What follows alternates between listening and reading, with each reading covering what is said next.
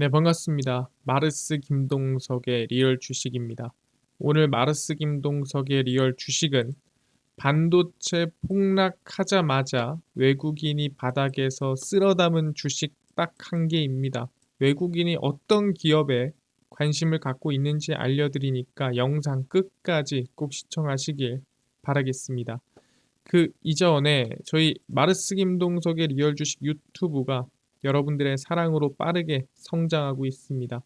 저희 감사한 마음에 최근에 이슈가 되고 있는 10만 명 구독자 기념 자료집에서 HBM, AI 반도체, XR 시장 전망부터 관련주까지 총정리한 자료집을 무료로 나눠드리고 있습니다.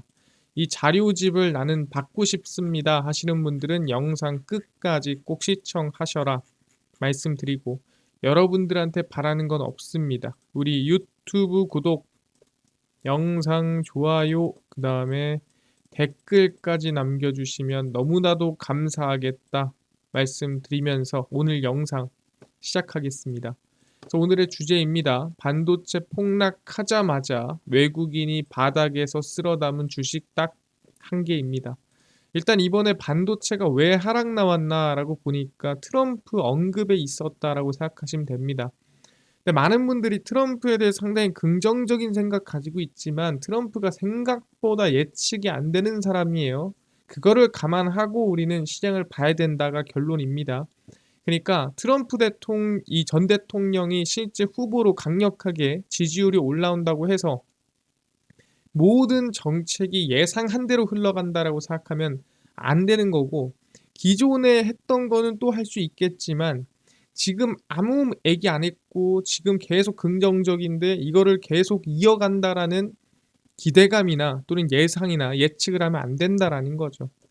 그래서 트럼프 반도체 리스크입니다. 도널드 트럼프가 대만을 향해 미국의 방위비를 지불해야 한다라고 발언을 하자 대만의 세계 최대 반도체 위탁 생산 업체인 TSMC가 하락했습니다. 그러니까 미국의 방위비를 왜 지불하라고 하냐? 사실 뭐 그 정도냐라고 하겠는데, 그들은 우리 반도체 사업의 약 100%를 차지한다. 나는 대만이 우리에게 방위비를 지불해야 한다고 본다라는 거고, 뭔 뜻입니까? 미국에 있는 반도체 기업들이 TSMC한테 수주를 대부분 맡기니까, 야 너네들은 우리한테 이득 보는 거 아니냐, 우리한테 돈 다시 좀 페이백 해줘야지 라는 뜻이죠. 그래서 우리 덕분에 잘 먹고 잘 사니까 그 감사함을 좀 표현해라 라는 뜻이고요.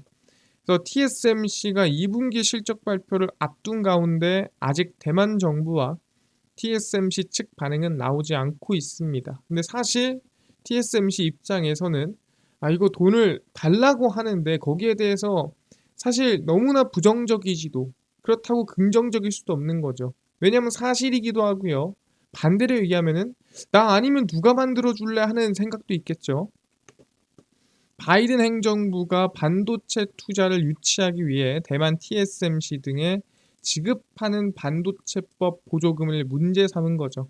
왜냐하면 트럼프는 계속 불만인 게 뭐냐면 나라의 돈을 자꾸 지원금으로 퍼주면서 보조금으로 퍼주면서 세금 낭비하는 거 아니냐 뭐 이런 얘기를 정말 많이 합니다. 그러다 보니까 보조금을 다른 나라에 있는 기업한테 주는 거에 대해서 상당히 불만이 많다라는 거를 확인할 수가 있는 거죠. 거기에 추가적으로 뭘 하지 말라 그랬냐면 금리 인하 하지 말아야 되지 않겠느냐 당장은 얘기를 한 거죠. 도널드 트럼프 전 미국 대통령은 미국 중앙은행인 연방준비제도가 오는 11월 대선 전에 기준금리를 낮춰서는 안 된다는 견해를 내비쳤습니다. 사실 지금 9월 금리 인하 확률이 100%로 나와주고 있는 상황에서 금리 인하 가능성이 매우 높고 그 기대감이 이미 시장에 반영되고 있는데 트럼프가 11월 전에 금리 인하하지 마십시오 라고 의견을 낸 거죠. 그래서 아니 그러면은 사실 지금 만약에 대통령이 바뀐다면 파월 의장 자를 거 아니냐라고 사람들이 얘기할 수 있습니다. 근데 아니다. 제롬 파월 연준 의장이 오는 2028년까지 임기를 마치도록 두겠다라고 언급을 했습니다. 그냥 나는 단지 금리 인하가 지금 나오면 안 될 것 같다라는 얘기인 거죠. 그리고 바이든 대통령의 대표적인 기후변화 대응 정책인 인플레이션 감축법, 그러니까 IRA 그리고 전기차 확대 정책을 비판을 했습니다. 사실 이것도 지원금을 뭐 쓸데없이 퍼준다 뭐 이런 얘기죠. 풍력과 태양광 발전의 문제를 지적하고 우리는 이제 기본으로 돌아가야 한다며 우리는 저렴한 가격의 에너지가 필요하다고 주장했습니다. 그러니까 사실 이 트럼프 같은 경우는 아시겠지만 미국을 다시 위대하게라는 이 표명을 하고 있는 상태이기 때문에 미국이 유리한 자원을 가지고 발전하는 게 긍정적이라 보는 거죠. 그게 절대 친환경은 아니겠죠. 세일가스, 세일 오일을 가지고 발전시키는 게 미국 입장에서는 가장 좋다라는 거예요. 그러다 보니까 저렴한 가격의 에너지를 뭘로 친환경이 아니라 천연가스라든가 아니면은 이 원유로 만들어야 된다라고 하는 거죠. 그래서 이 트럼프 리스크가 지금 조금씩 나오다 보니까 반도체 기업들이 하락하는 모습을 보였다라고 생각하시면 될 것 같습니다. 그럼 얘기하는 게 뭐 반도체가 계속 빠지거나 하락한다 이걸 떠나서 이 반도체 수급이 그럼 어디로 가느냐?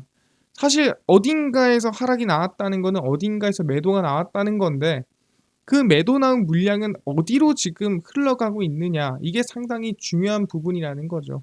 그래서 설명을 드리면 이 트럼프 수혜 업종에 관심을 가져야 된다라는 거죠. 트럼프가 반도체를 잠깐 깠으면 그럼 트럼프가 좋아하는 방향으로 우리가 조금은 관심을 가져야 되지 않겠느냐라는 얘기고요. 그중 하나가 뭐냐라고 한다면 바로 제약바이오라고 말씀드리겠습니다.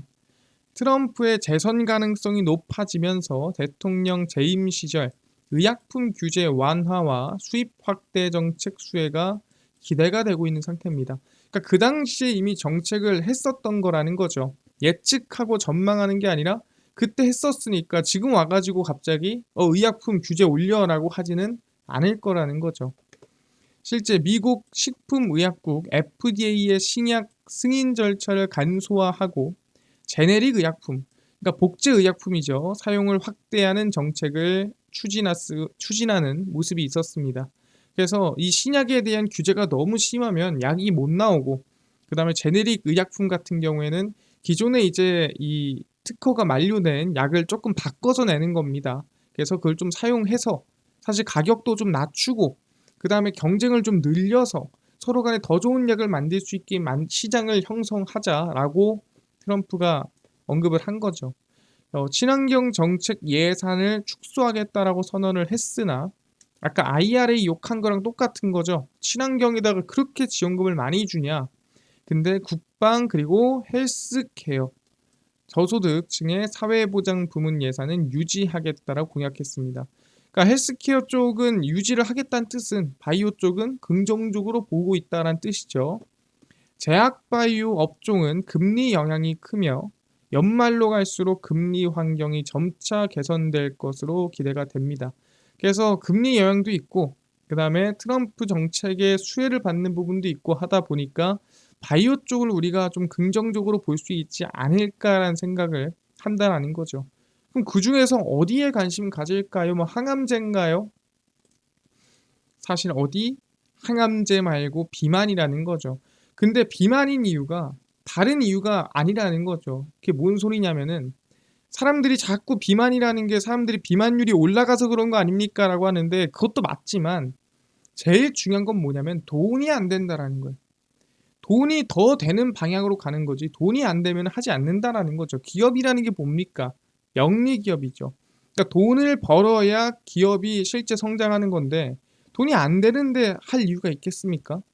그러니까 항암제를 지금까지 열심히 개발하고 했던 이유는 뭐냐면 돈이 되니까고 앞으로 항암제에서 비만으로 바뀌는 이유 뭐냐면은 항암제보다 비만이 돈이 더 많이 되니까라고 생각하시면 될 것 같습니다. 최근 10년 동안 효과 좋은 항암 신약들이 출시가 되면서 암 정복에 가까워졌다라는 거죠. 그러니까 암을 완전히 치료한다라고 얘기할 수는 없지만 암을 치료할 수 있는 방법들이 너무 많이 나오면서 사실상 거의 암을 1기 또는 2기 가면 갈수록 또는 말기에 가서도 치료되는 경우가 많아졌더라. 그리고 신약의 핵심 특허 만료마저 다가오면서 그러니까 약이라는 건 원래 특허가 있습니다. 그러니까 몇 년마다 이제 특허 끝나요. 왜 특허가 끝나냐라고 한다면 어느 기업의 약이 독점에 있으면 사실 이게 발전이 있겠느냐라는 거죠. 이 사람이라는 게 함께 더 오래 살고 더 건강하게 살아야 되는데 약이라는 것 때문에 어딘가에서 독점해 버리면 더 오래 살 수 있는 사람도 이 기업에서 약 안 줘 또는 이 약을 나는 안 만들어 해 버리면은 이거 사실상 이 사람 사는 세상에서 문제가 생긴다라는 거죠. 그래서 모든 약은 이 특허를 독점시킬 수 없고 특허가 기간이 정해져 있습니다. 그래서 그 기간이 끝나면 이 모든 제약사들이 이 복제약품을 만들 수 있게끔 만들어 놨어요. 그래서 신약의 핵심 특허 만료마저 다가오면서 복제약이 제품 가격을 하락시킬 것으로 예상합니다. 우린 이걸 바이오 시밀러라고 부르고요. 실제 뭐 A라는 비싼 약이 있으면 100만 원짜리 약이다. 그러면 이 약의 특허가 끝나잖아요. 그러면 기다렸다는 듯이 그 A에 대한 약에 대한 바이오 시밀러 복제약을 여러 회사가 반값에 내놓습니다. 그러면 같은 효과의 같은 모양의 약인데 사실 내가 굳이 오리지널 약, 2배 비싼 약을 먹을 필요가 없다라는 거죠. 바이오 시밀러를 사 먹겠다라는 겁니다. 물론 오리지널 약이랑 효과 조금이라도 차이가 있을 수 있겠지만 가격에서 부담이 된다면 바이오 시밀러를 고를 가능성이 높고 그러면 제품 가격이 떨어진다라는 거죠. 그럼 수익성이 떨어지겠죠. 그래서 비만 신약들이 만병의 근원인 비만을 해결하면 암 환자도 줄어들 것으로 전망됩니다. 그래서 첫 번째는 이 암 신약이 너무 많이 나왔기 때문에 더 나은 약을 만들긴 쉽지 않다. 첫 번째. 두 번째는 이 핵심 신약에 대한 특허가 곧 만료가 되기 때문에 당연히 원가가 떨어지고 단가가 떨어지고 매출이 떨어진다. 수익성이 떨어진다라고 보는 거고요. 특히 비만 약이 커질수록 이 비만 자체가 만드는 합병증이 많고 비만 자체가 만드는 암도 있는데 비만이 해결되면 암 환자도 줄어들 거다. 그러다 보니까 암에 대한 수익성이 줄어들면 어디로 가야 되냐? 돈을 더 많이 버는 비만으로 가야 된다라고 하는 거죠. 현재 6조 원 규모인 글루카곤 유사 펩타이드 GLP-1이고요. 이게 우리가 흔히 얘기하는 젯바운드 아니면은 뭐 위고비, 삭센다, 마운자로 이 비만 치료제를 만드는 기본이 되는 게 이 GLP-1입니다. 글루카곤 유사 펩타이드고요. 이 유사체 방식의 비만 치료제 시장이 향후 137조 원 시장으로 커질 것으로 예상된다. 그러니까 돈을 더 많이 버는 비만 쪽으로 넘어가자라는 계획이라는 거죠. 알겠습니다. 그래서 보면은 2030년 전 세계 의약품 매출 1위는 지금부터 6년 뒤입니다. 오젬픽이 차지할 것으로 봤고요. 오젬픽이 뭡니까? GLP-1 기반의 이 당뇨병 치료제라 보시면 될 것 같고요. 프랑스 사노피와 미국 리제네론의 공동 개발한 듀피젠트 그리고 마운자로 릴리 5위는 젯바운드 릴리 7위는 위고비 노보노디스크 차지할 것으로 예상됩니다. 노보노디스크 그 다음에 마운자로 젯바운드 릴리 이렇게 해서 지금 당뇨병 비만 치료제 GLP-1 기반의 치료제가 상위 어떻게 보면은 뭐 네다섯 개는 다 석권하고 있다라고 볼 수가 있는 거죠. 글로벌 대형 제약사들이 주요 약품의 특허 만료를 앞두고 매출 공백을 그러니까 돈을 더 벌 수 있는 방법이 어디 있을까라고 하다가 비만 치료제 시장이 이만큼 커지고 그렇게 되면은 암 시장도 줄어드니까 비만이 핵심인가?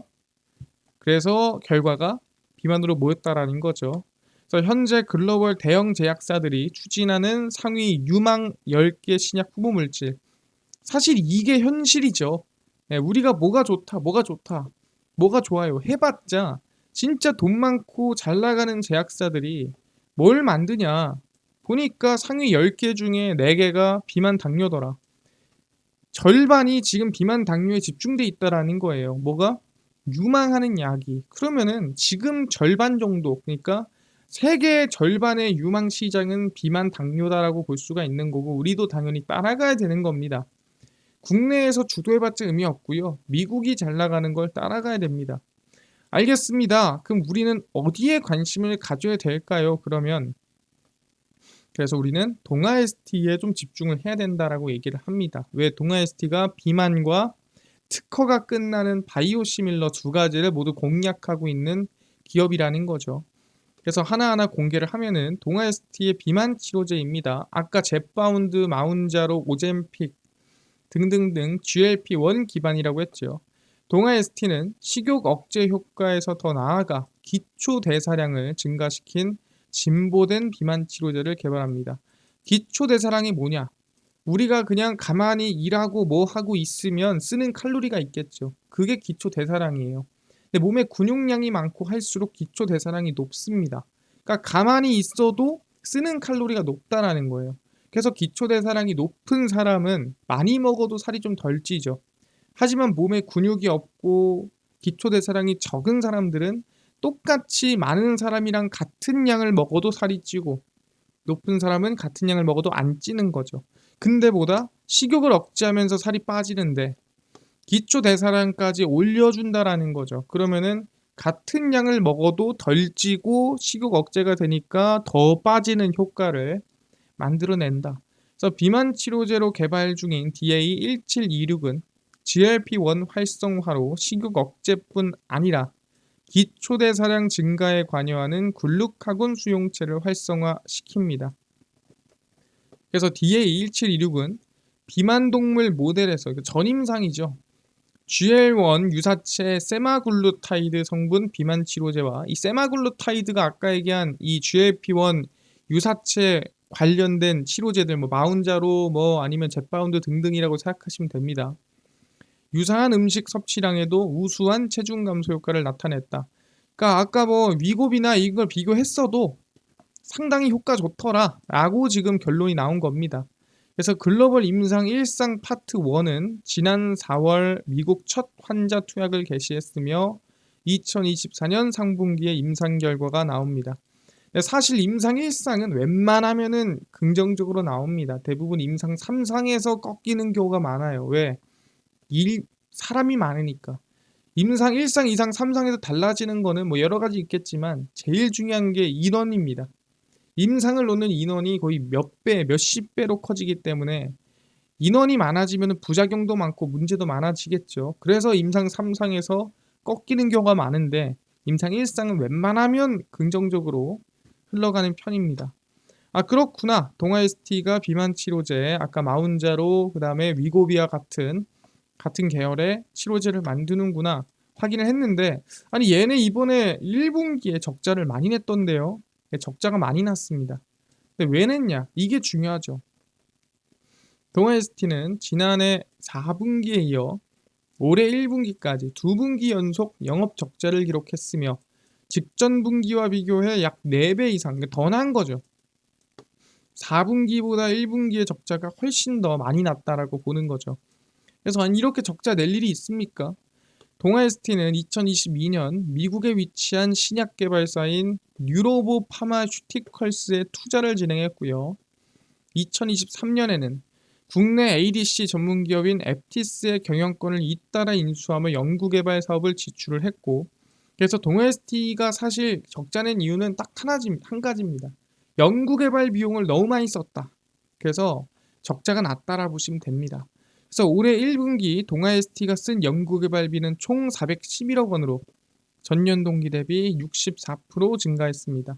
그래서 연구개발비를 많이 썼기 때문에 적자가 났다라 볼 수 있는 거고 그러니까 이번에 동아에스티는 어떻게든 간에 더 나은 매출과 더 나은 치료제를 만들기 위한 노력을 하고 있다라는 거죠. 당장의 매출이 아니라 앞으로의 매출에 더 집중하고 있는 모습입니다. 그럼 앞으로 뭘로 돈 벌까요? 뭐 비만 치료제도 있겠지만 어디 바이오시밀러도 있다라는 거죠. 그래서 동아에스티의 스텔라라 바이오시밀러라고 생각하시면 될 것 같고요. 동아에스티는 EMA 유럽의약품처, 그러니까 유럽의 식약처라 보시면 됩니다. 스텔라라 바이오시밀러 DMB 3115의 품목 허가를 신청 완료했습니다. 사실상 이렇게 품목 허가를 신청할 수 있는 이유는 뭐냐면 임상 결과가 나쁘지 않았다는 거죠. 몇 상이? 3상이.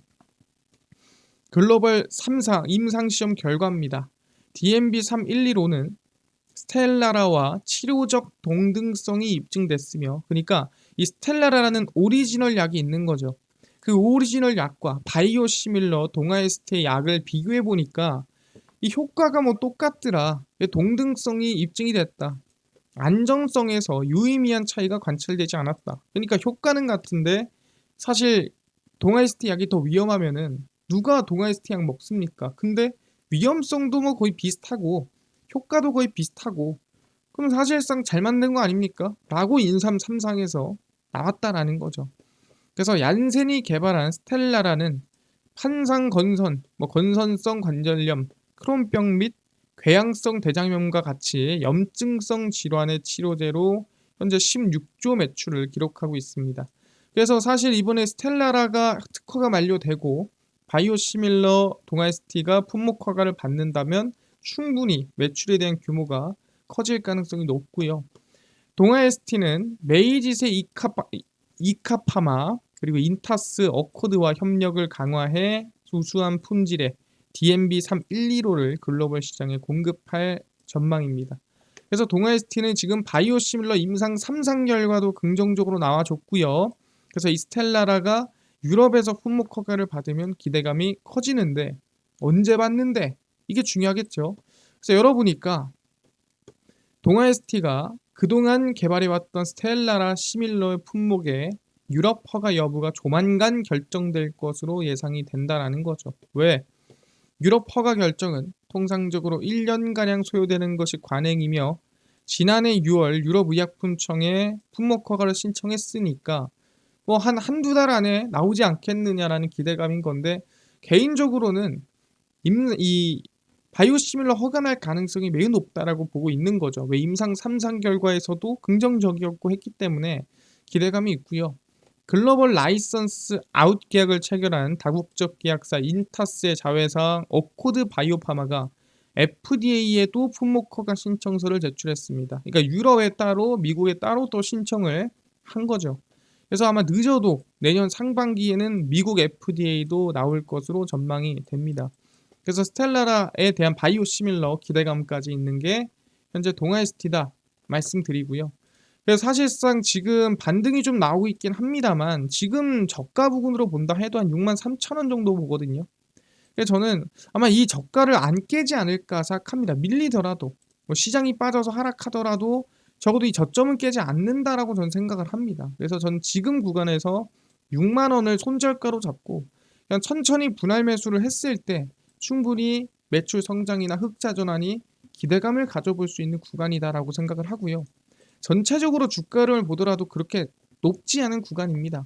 그래서 저는 현재 구간이 긍정적이다. 그래서 이 박스권 안에서 천천히 분할 매수를 한다면 그래서 평단가를 저는 65,000원 라인대를 잡는다 생각하고 예를 들어서 뭐 산다면 뭐 여기 현재 가격의 뭐 10%뭐 그다음에 65,000원에 10% 62,000원에 뭐 10%뭐 이렇게 해가지고 적당히 평단가를 요 정도 잡은 다음에 마이너스 막 5, 6% 수준으로 저가를 잡는다면 사실 위로 상승한다 그러면은 웬만한 8만 원 또는 그 부근까지 갈 만하거든요. 그러면은 상승폭으로 봤을 때는 플러스 한 15% 정도 볼 수 있지 않을까 생각하는 거고 마이너스로 뭐 저가 깨면은 손절 한자 쳤을 때 마이너스 한 6% 5%에서 자를 수 있지 않겠느냐라고 생각을 하는 거죠. 왜냐면 금리가 그렇게 높을 때도 어느 정도 지금 저가가 이 6만 원대 형성이 됐다면 왜냐면 뒤로 넘어가도 비슷하거든요. 뒤로 주가를 넘겨봐도 사실 거의 뭐 6만 원 라인대에서 잘 지켜주고 있는 부분을 볼 수가 있고요. 특히 2023년도에 금리가 최대한 낮아지고 이 최대한 금리가 높여지고 그리고 나서 지금 더 이상 이제 금리 인상이 없다라는 분위기에서 현재 6만 원 라인대가 어느 정도 좀 유지가 되고 있는 모습 확인할 수가 있습니다. 그래서 개인적으로는 지금 구간 6만 5천 원을 평단으로 보면서 대응을 하시면 긍정적이지 않을까 생각을 해봅니다. 알겠습니다. 그래서 뭐 지금 얘기를 하는 것처럼 방금 전에 얘기를 했던 것처럼 이 동아 ST에 대해서는 저희 관심을 좀 가져보는 걸로 하고요. 바이오시밀러 이번에 스텔라라에 대한 기대감 충분히 있고요. 플러스로 비만 치료제에 대한 기대감도 가지면서 보면 좋을 것 같다 말씀드리겠습니다. 알겠습니다. 근데 아까 전에 10만 명 구독자 기념으로 HBM, AI 반도체, XR까지 시장 전망, 관련주, 그 다음에 총 정리된 자료집을 100% 무료로 나눠준다고 했는데 혹시 이거 어디서 받을 수 있나요? 또는 당일 급등이 예상되는 단타 종목을 매일 무료로 좀 나눠주시고 장 시작 전에 급등이 예상되는 뉴스라든가 시황을 무료로 좀 나눠주시고 테마주라든가 매매법 강의를 무료로 좀 나눠주세요 하시는 분들이 있어서 김동석 대표가 100% 무료로 나눠드리고 있습니다. 바로 김동석의 리얼 주식 연구소라는 100% 무료 어플에서 나눠드리고 있고요. 이 어플은 내가 아이폰을 씁니다. 앱스토어에서 무료로 설치 가능하고 갤럭시를 씁니다. 구글 플레이, 플레이 스토어에서 무료로 설치가 가능합니다. 아니 무료로 설치하고 나면은 전화번호 같은 거 적어야 되는 거 아닌가요? 아무것도 안 적으셔도 되고요. 무료입니다. 앱스토어, 구글 플레이, 플레이 스토어 접속하신 다음에 김동석의 리얼 주식 연구소라 검색하시면 이렇게 김동석의 리얼 주식 연구소 어플이 뜨게 됩니다.